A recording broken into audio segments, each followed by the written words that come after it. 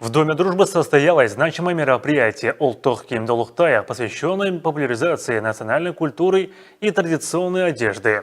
Основная цель мероприятия – продемонстрировать значимость национального костюма, познакомить с его историей и подчеркнуть его культурную ценность. На мероприятии были представлены не только традиционные казахские наряды, но и костюмы представителей различных этносов, проживающих в Казахстане. Каждый национальный костюм несет в себе историю, символику и самобытность, отражая культурное наследие своего народа. Национальная одежда – это не просто ткань и украшения, а важный элемент, отображающий самобытность нации. Казахский народ издавна придавал огромное значение своей одежде, украшая ее узорами, вышивкой и драгоценными элементами, что придавало нарядам особый колорит. В мероприятии приняли участие этнографы, историки, дизайнеры и все те, кто интересуется национальной культурой.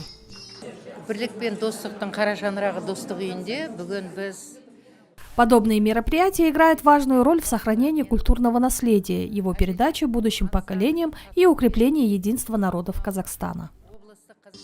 Гости познакомились с историей национальных костюмов, их уникальными особенностями, техниками изготовления, используемыми материалами и символикой орнаментов. Индир Рейсова, Ужас Даут, Сабыржан Каратаев, Кызылординское общественное телевидение.